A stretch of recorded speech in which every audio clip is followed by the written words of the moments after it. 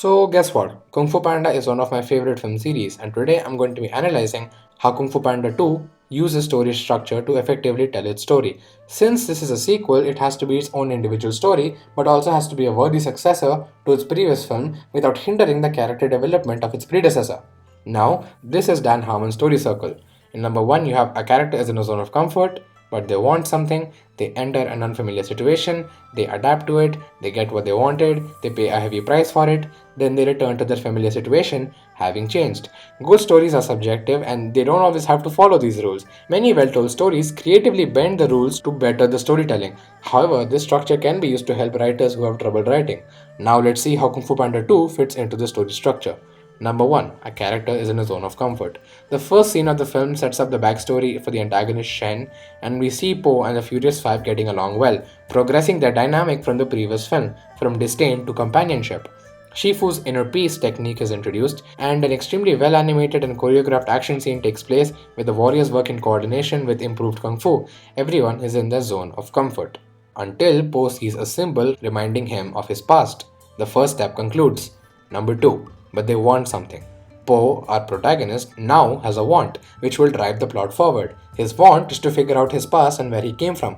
In a cute and comedic scene, new information is introduced to us as Po figures out that he was adopted. No surprise there, his dad's a goose. But this makes us care about Mr. Ping even more, as his kind nature let Po have a life, a family. We also see Shen capturing Gongwen City's main tower with his new weapon, establishing him as a powerful and threatening antagonist. I just like how Shen isn't a typical baddie, but still isn't the sympathetic kind. Shen's actions and Po's wants slowly merge as the Furious Five and Po leave town to save Kung Fu. This drives his want and the plot forward. There are many intimate character moments that flesh them out as real people. I know they're animals, but they have human attributes.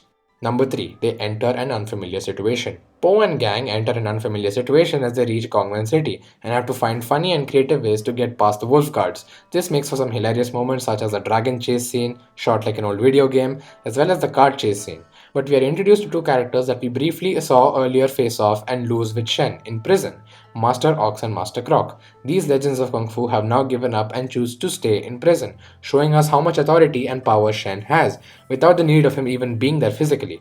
But Po is adamant and he's willing to achieve his goals, making him an engaging protagonist. Eventually, our heroes are captured by Shen and the situation is dire. They adapt to it. Our heroes adapt to the new situation as they nearly capture Shen, but he gets away, and since the whole building is now collapsing, they have to work together to make their way out of it, and they have to go back to prison.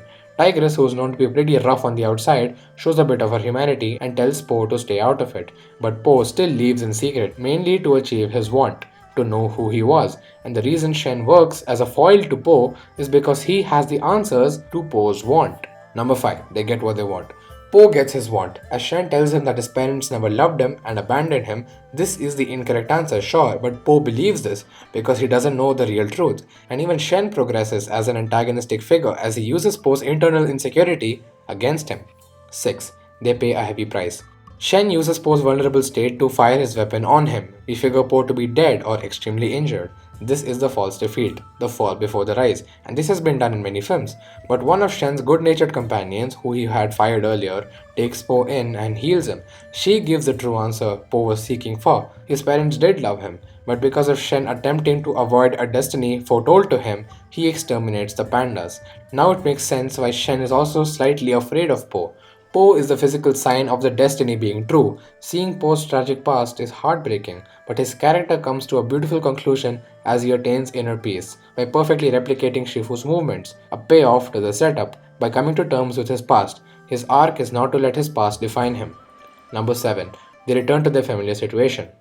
Po returns to his familiar situation as he rescues the Furious Five from Shen's clutches and fights in the boats to keep Shen's plan from taking place.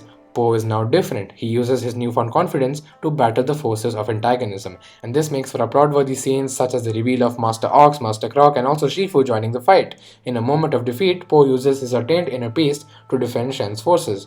Then, they return back to town and reunite with their families. Po reunites with Mr. Ping and truly accepts him as his father.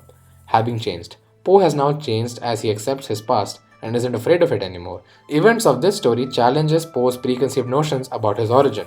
Kung Fu Panda 2 is a masterpiece, according to me, and it's a sequel we should learn from, as it stands as its own story using this structure but also progresses its characters as well as tackles mature themes. Hopefully, this video has assisted you in your writing process and we can learn from such films. This film is extremely well written, and this is how you can use story structure to write effective stories. Thank you so much for watching and have a great day.